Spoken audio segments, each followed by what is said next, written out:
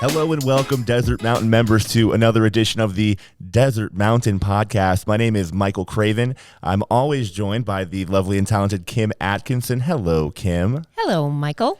This is another week, and we find ourselves in another new place. Where are we today, Kim? Today we are with our friends from the HOA in the HOA conference room. Does it have a name? Saguaro room. We are in the Saguaro room. Beautiful. And I am so excited to introduce everybody. Joined by Terra Waldron, who is our executive director of the HOA. A little round of applause for Terra. Hello, everyone. And Kevin Frawley, who is our newly directed president of the board of the HOA. Hello, Kevin. Thank you. That's right. Welcome, and thank you for spending time with us.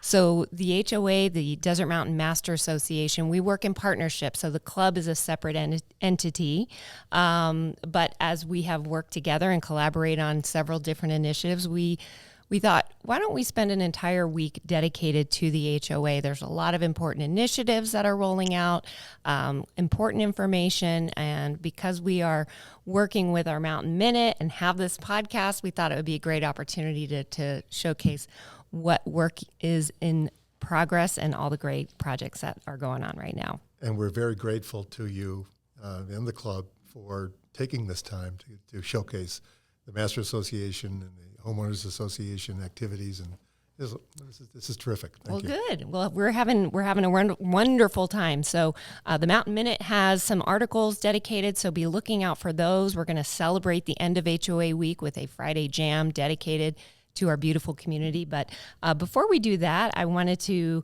get into just getting to know you both a little bit. So Terra, let's start with you, Executive Director, new to Desert Mountain, fairly new.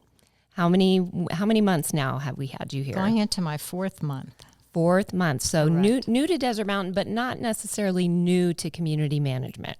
That's, Kim, that is so correct. A long and illustrious career, about 14 to 16 years in the HOA and club conversion of HOA management. Very excited to be here at Desert Mountain and the Master Association. Actually, it's a dream come true. In the interview process, I kept saying, I've wanted to do this for so very long. Had a little sabbatical. I was in the Scottsdale, Arizona area from 2006 to 2018. Took a position to do a $20 million renovation at a club back east, and subsequently the position became available, and I was very excited. I knew Damon Durio from the club from many years in the Carolinas, and then subsequently knew about the great governance, which is very interesting, but it's also very important to a person with my credentials in this position. So cannot be more excited to be here, have some lofty initiatives, and in about 3 to 5 days I'll be rolling out my 90 to 100 day observations to the Desert Mountain Master Association Board for what I've seen in my time here since I've been here for 4 months. Very good. Well, we're very lucky that you found Desert Mountain and that Desert Mountain found you, Terra, so welcome. And Kevin, newly elected as president in February, I believe, is when the election was held. Sure. And so no stranger to the board. You've served on the board for the HOA. And how is it that you decided it was maybe time to take a transitional role into being president of the board?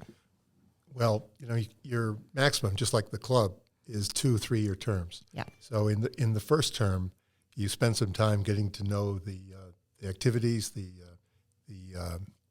committees, work on and chair a couple of committees, and become much more familiar with all of the challenges facing the Homeowners Association.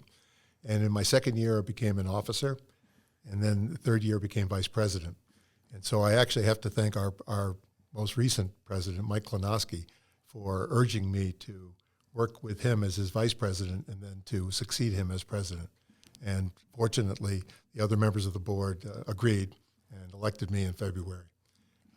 My wife Joan and I bought a lot here back in 2005. Okay. We built a house starting in 2015, and we moved in just at the beginning of 17. So we've been in our home for a little over 5 years, full-time residents.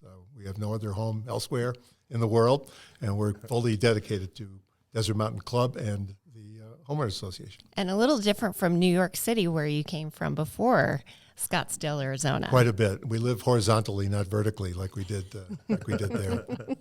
Very good. Well, thank you both and welcome. We have a lot to get into today, and just kind of setting the stage. If you aren't familiar with Desert Mountain and the size we were talking about, we're really kind of a small city, maybe around 5,000 or so people, and many who serve. Many who we serve. And as we're looking at this team, Terra, that is taking shape, there's some changes that you're going to be announcing with regard to the design review team and some exciting new promotions to announce. So I wanted to ask a little bit about design review and tell us what is planned there, both from a team perspective and maybe the vision for that down the road. The Desert Mountain Design Review Team works in coordination with the committee. There's a chairman that sits on the board, but I'm very, very excited that we have an architect, a consult architect that we've just retained, who will be starting, Mr. David Gibson. He'll be in on the committee meeting, actually, that we have this Thursday. We have an agenda item. We address design review guidelines, and we address design review submittals. Preliminary, final, and different various stages of it every other Thursday. And they'll sit in with the committee, and also we have a new design review manager that we've promoted from within. And so when you're trying to build a team, and when you build a team, if you have persons that show the competencies, the initiative, it's very much a morale builder to do that. And we've just promoted Don Berg into the position, and also Sherry, who, Gray, who used to be working with another department within the HOA, now to help as an administrator to help in that regard.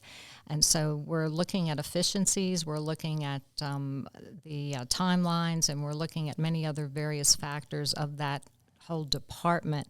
But it's very exciting that we're launching this, and the new persons are taking their chairs this Thursday. Congratulations, Don and Sherry, I think. Congratulations are in order. That's great. That's fantastic. So a few departments within the HOA staff, and the building here at Fairways is home to several different departments. So I want to learn more about design review, but what are some of the other teams here that report into you?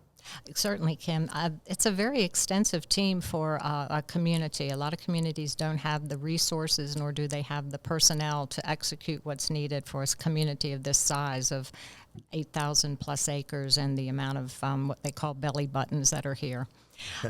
So subsequently, we have a receptionist that answers the phone, but is also able to help members in their gate access and answer a lot of questions without sending them to a different department, which is very key. People don't like to be passed around. They don't like to be put on hold. They like to have an immediate answer. And she's very engaging. She's very receptive and hospitable. And then we'll just go kind of around the room. There's a community manager that would be my right-hand person who handles a lot of the incorporated villages. We have 8 incorporated villages here at Desert Mountain. Some of them have their own board and their own directors and design review coordinators that work through the process that we've talked about in the design review. In addition, we have an operations manager, Monty Vera, who's been here quite some time, actually came from the club side and is with us now, handles a lot of the drainage issues, handles the cactus and things of that nature, and homeowner request and so forth. So he takes... If I can just break in real quick, Monty also carries a camera around in his truck for members that didn't know this, and he provides us with a great deal of photography from around the mountain that we've utilized in Friday jams and all sorts of things. So Monty is a very talented guy. He's touched many square inches on this property over the years. He has, and he has quite the following, and his historic knowledge is so beneficial in this department. We're just thrilled that he's with us and here now. Then there's persons that help with that. We did talk a little bit about the design review person that we have. The community, let me bounce back a little bit to Dick Rosenhagen, who has extensive knowledge in community management. He helps with the persons that would be the presidents of those independent or incorporated villages, and also works on the financial aspect and the financial side. Going down we have a compliance officer that, we should call him a real officer, just a person who helps kind of keep things intact and in order, that if there's things amiss, that we can kind of address those issues and see if everybody is keeping up with the standards, the high standards that are here at Desert Mountain. And then, of course, we'd be remiss if I didn't mention our Chief Security Director and Officer, Mr. Bill Foltz, who has been here a very, very long time, and then has several persons who work under him as well, Elizabeth, who will help, and then they also work with the various committees. So we have large, extensive, and then the great administrative assistant that the board and I would not be where we are without Jackie, who Pickerting, that helps us tremendously, keeps us in order, keeps our board minutes going, and keeps everything on task. And then our IT person, Mr. Tim Fisher, who everyone knows and loves. And also, it's a great testament that people have been on the club side, and then for promotional reasons or other reasons, they'll come to the HOA, and that's what Tim has done. So we're very pleased to have this community of lovely talented folks. Absolutely. Yes. And the teams are evolving, you're growing, you are looking to evolve design review. And Kevin, we're going to get into kind of the vision for the board and how do we establish some financial security within the HOA. If our members were present for our annual meeting last week or watched the video with Damon and Stephen Harper and Andrea Randall, we all learned that the club is in solid financial ground and had a tremendous year, as did the HOA. How do you see the financial strength moving forward, and what is your vision, Kevin, to help establish that? Well, thanks to very good financial management and budgeting and execution under the budgets, we finished 2021 in very good financial shape. So I think going into 2022, we are stable, and we had a modest assessment increase that was intended to deal with imbalances or inadequate compensation and benefits, particularly for our security staff and others. And in light of what's been going on in the world at large with inflation, and also the fact that we are in the very, very north tip of Scottsdale, and with jobs, many jobs available around the area, those who have to commute a long way might choose to go someplace else unless they're adequately compensated and have adequate benefits. So that was the primary mover for the assessment increase. And I think that puts us in a very stable position. And just to go back to the design review piece, because there's been so much activity in real estate on the mountain and in our whole area, we have dozens and dozens of projects, almost 100 projects that are underway here. A lot of custom lots all over Desert Mountain. And we have, as Terra mentioned, we have design review fees that are paid by the homeowners who are building these wonderful custom homes. And we're probably last year, I think it was close to $500,000 just in design review fees that helped support not only the administration of that process, but also the budget as a whole. As we look into the future, let's say the next 3 to 5 years, we have to prepare for a time when we will not have all those custom home lots being developed. We're down to about 100 now, maybe 200 lots overall. A number of them are view lots that people have bought to preserve their views, and so they won't be built on. We're probably talking round numbers, around 100 lots left to be built. And so as we look into the future and we're in the diminution of those fees, we have to find ways to continue our stability, but hopefully also increase our strength, our financial strength. A couple things are underway, if I could mention. Please. The first one has just been completed last year. That was a very sound program of evaluating our reserves and how they were being invested. They were being invested extremely conservatively, which is fine. But as inflation crept up and the markets, tightened, we were not getting much of a return, if any, on our investments. The Master Association has about $13 million in reserves. The incorporated villages, 8 incorporated villages, have another similar, about $13 million. So as directly responsible for the first $13 million, we appointed an investment committee, which is made up of homeowners, all of whom, by the way, are also club members and very dedicated. And they worked assiduously over a intensive period of time to evaluate alternatives to the investment portfolio that we had been in.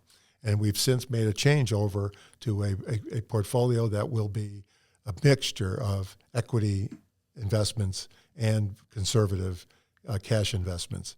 And I think that's going to help bolster our reserves, which are needed in the future for major capital infrastructure programs such as redoing the Parkway. We probably don't have to do it for another couple of years, but that's going to cost us $6, $7, maybe $10 million if inflation continues, to grow. And the other thing that I would like to mention is that we're considering right now, we haven't done anything formal, but we're considering something we're calling a community enhancement fee, which would be a fee paid by buyers of custom lots and properties that would be a percentage, small percentage of the total cost of the transaction, and would be applied to our infrastructure needs, our serious operating needs. And frankly, we have discovered that about 42 communities that we've looked at have a similar fee. And we think it'll be a very good thing for the community as a whole. It'll be paid by buyers on their way into the community.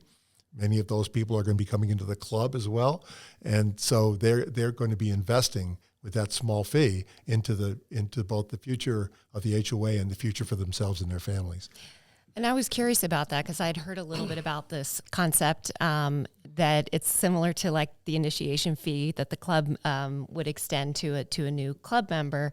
That you do know of other communities that have something similar. So in the due diligence process, you've identified that this is a very common practice. It's a very common practice, and I think that those that have either put it into their original documents when their communities were created or have adopted it since their communities were established have found it to be a very good way to help, both maintain and, if not increase, their financial strength as a community, which is what we're going to need in the years ahead. That's right. As a board member, currently the president, our job as a board, is to think and act on strategic issues for the benefit of the community, and hopefully these things will come to fruition and be and give us the benefits that we're looking for. And looking into the long term, the Yes. immediate needs in the long term.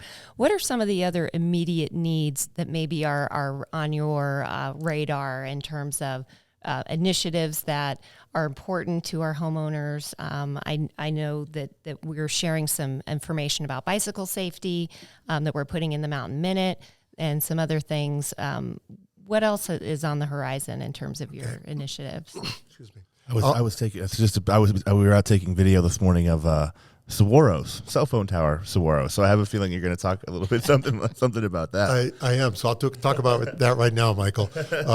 We actually there's been a lot of concern and complaints raised by folks in the community, and also by parts of the club entity, that we have dead spots, we have inadequate coverage in parts of the mountain. And we have all the major carriers here.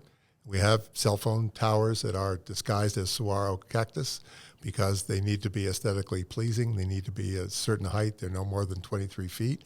A lot of towers, if you see them out in the hinterlands, are 250 feet, or they're at the top of tall buildings, et cetera.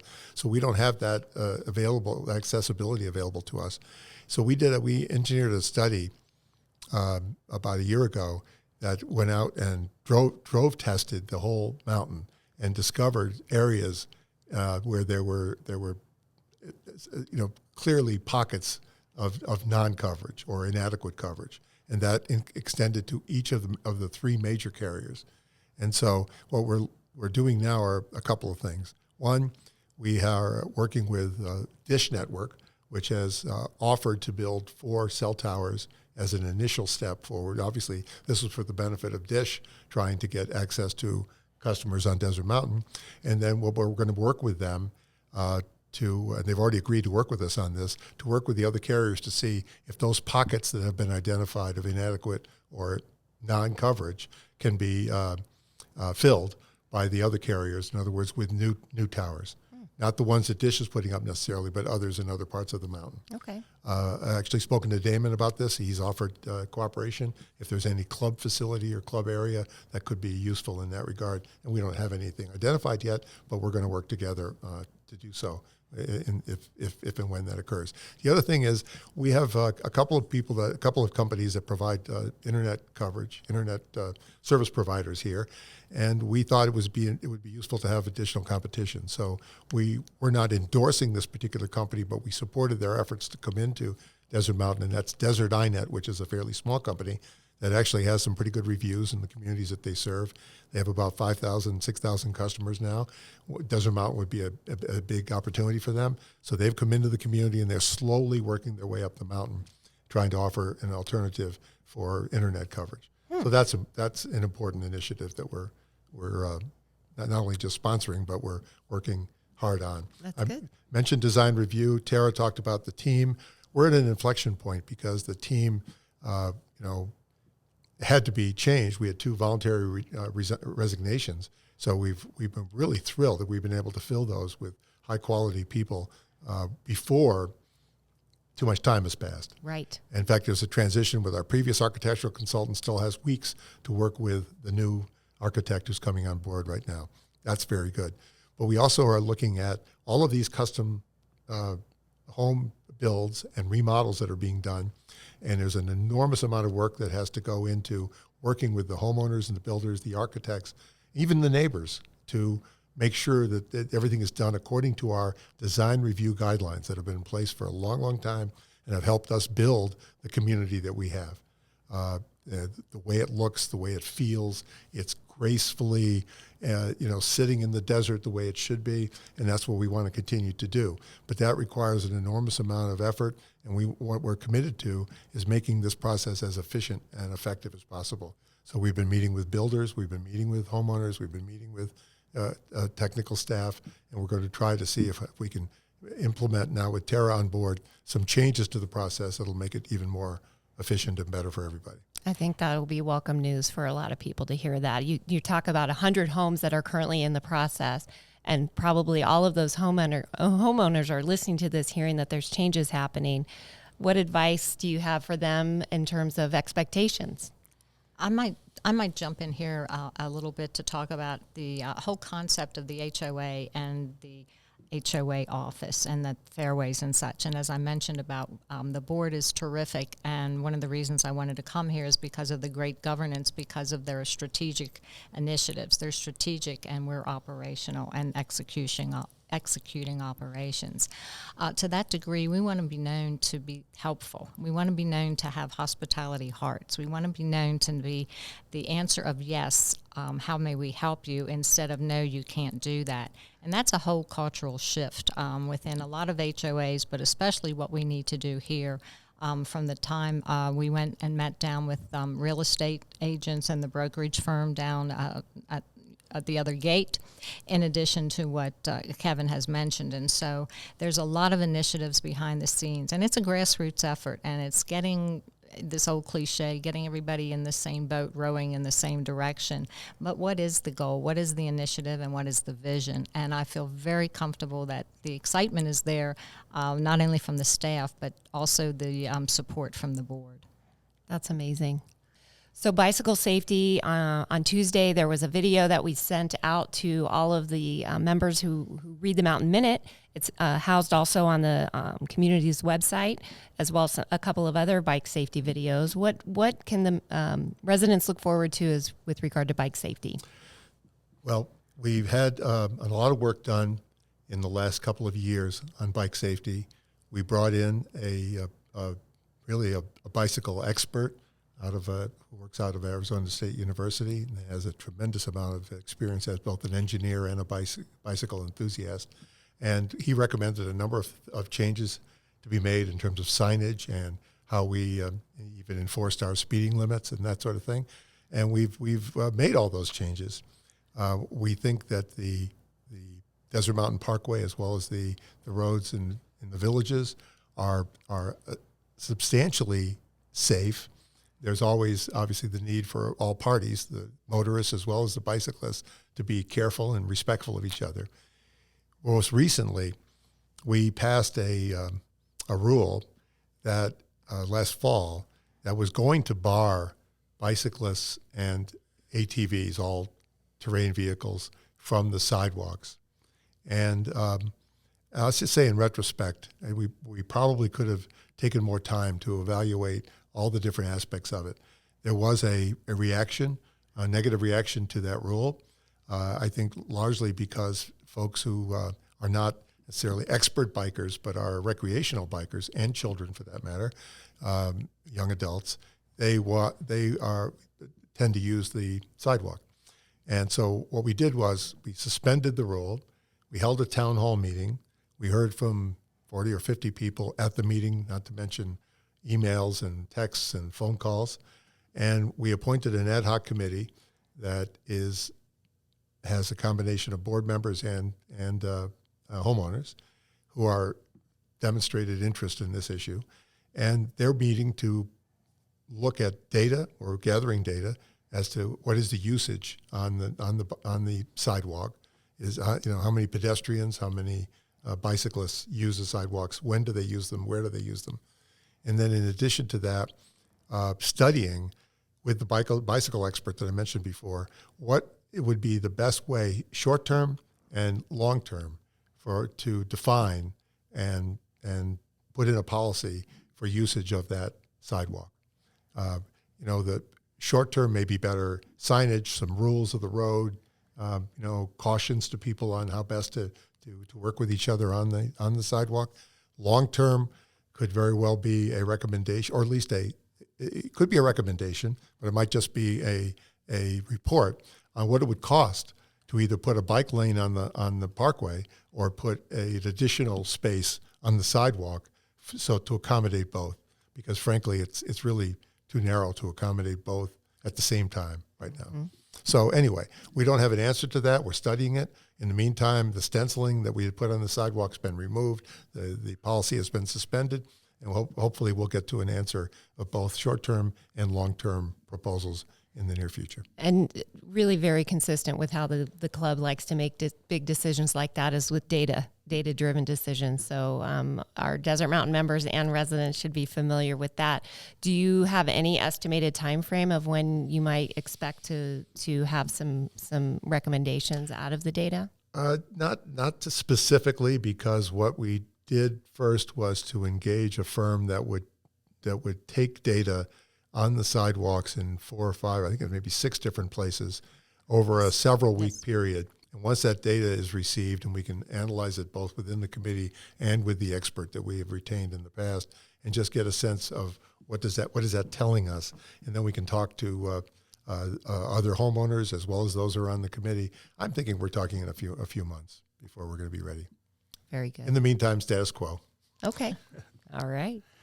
What else haven't we talked about today? I think we've touched on a lot of important topics. What would you say, just to kind of wrap things up, is one of the most frequently asked questions that come into the HOA? If they're calling into the receptionist, is there something that seems to be more present as a commonly asked question? I don't know if it's the commonly asked question. I really think it's the excitement of those that have just closed on a home and how fast can they get in the gate. Mm-hmm. I mean, seriously, how fast can they get their gate access? They've had it maybe back and forth on using it to get through the gate, but not permanently. There's a lot of questions on that. A lot of questions on security. Many members move here. A lot of members, and it's a nationwide concern on security, and we have phenomenal security here, and that would be a large question. One comment and one topic we haven't talked on a little bit is FireWise.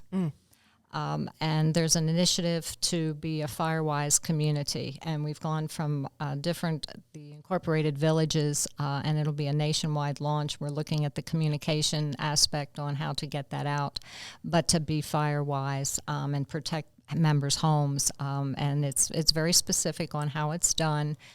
Bill Foltz and Elizabeth are in charge of that with a few committee members to get that executed, and we're finding out some data. We have the Scottsdale police involved, and I'm sure you've seen up and down the roadway that they're doing this all over Scottsdale, and it's coming to fire season. So I would say stay tuned for more information about that, as you would hope that members would want to protect their homes. They do, and the fire signage, it has gone to the extreme level. Today I did see the fire trucks out changing the level up to extreme, and I know very soon, within the next couple of weeks, if not already, we'll receive notification from the forestry about their no smoking for campfire, and no campfire and smokings, and when that is issued, the club is consistent with that, and that's when we establish our no smoking rules out on the golf courses. So we're getting very close to making that announcement as well. And I would just like to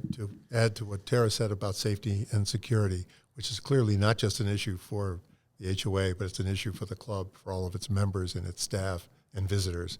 And we believe, and we've talked to lots of realtors and lots of homeowners, that safety and security is one of the top issues for them in deciding to come to Desert Mountain, deciding to stay at Desert Mountain.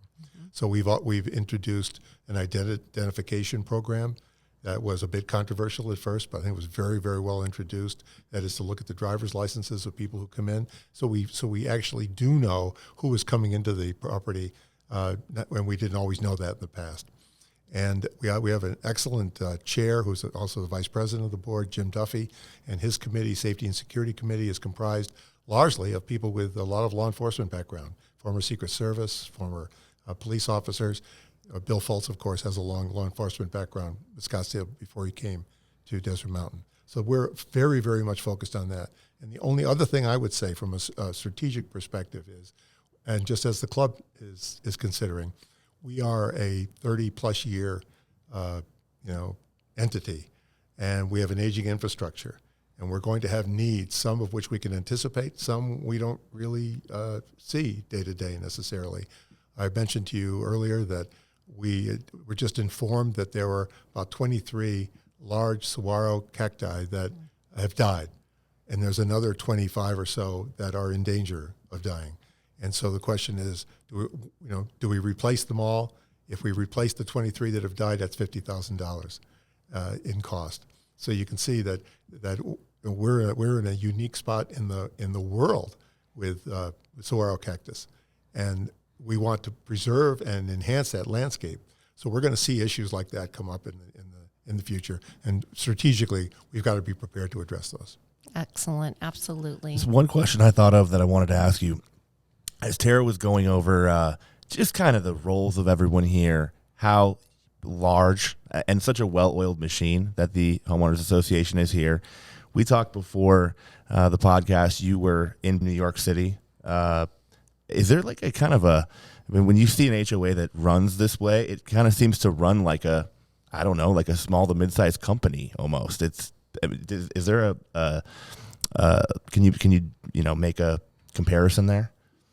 Well, I think the comparison I would make is that and it goes to the words that Terry used about having a culture of yes, having a responsiveness, is that not only do you need the basic and hopefully enhanced competence of each staff member and their experience over time being people like Monty Vera, people like Bill Foltz, but you also need to recognize that you are dealing with the most important issues affecting the people who live here, their homes, their environment, their safety for themselves, their children, their grandchildren, their relatives, friends, guests. And so we're not just performing operational day-to-day functions. We're actually working to preserve and enhance the quality of life for all of our fellow homeowners. It's the most important decision somebody will ever make. Is a decision to be here and live here and share it with their families. So we don't take that for granted on the club side. I know you all don't take that for granted on the HOA side. So awesome. We appreciate you very much. Very much. Well, good. Thank you. Anything else before we say adieu? I just would mirror and piggyback on some of those comments that I know the club has this same philosophy, and we have the same philosophy. We want Desert Mountain to be the best community with amenities in the country or perhaps the world. And we're on our way there. There's no question in my mind that this will be fulfilled. So it's been a pleasure to be part of this podcast today. I really appreciate it. Thank you. Thank you. We always we recognize our great golfers from around the mountain. So we're going to kick it back to the studio to Patrick just to give them that information. We'll come back and we'll wrap up. Is that all right? Sounds great. Okay, let's kick it over to Patrick. Thank you, Mike. Thank you, Kim. We've got a handful of great shots from around the mountain this week, so let's get to it. Alan Ford on Friday, April 15th, had himself a hole-in-one on number 4 Geronimo. Chris Storbeck on Saturday, April 16th, another hole-in-one on number 2 Cochise. Kathy Common got herself in the mix this week with a hole-in-one on number 5 at number 7 on Sunday, April 17th. Mark Balson on Monday, April 18th, had himself an eagle on number 18 Cochise, a great way to finish up his round. And Ken Dallafiore on Wednesday, April 20th, hole-in-one on number 2 Cochise. Thank you again to all the members. We look forward to seeing more great shots next week. Mike, Kim, back to you. All right, thank you very much. As always, amazing shots. Never ceases to, I can't be surprised anymore with all of these holes in one. The great shots are part of the best part of the week. I agree. So thank you. As we were saying before we kicked it away, thank you very much, both of you, for joining us. Yep. Thanks, Michael. Our Thanks, pleasure. Kim. Thank you both. I appreciate it. Thank you, members. We'll see everybody around the mountain.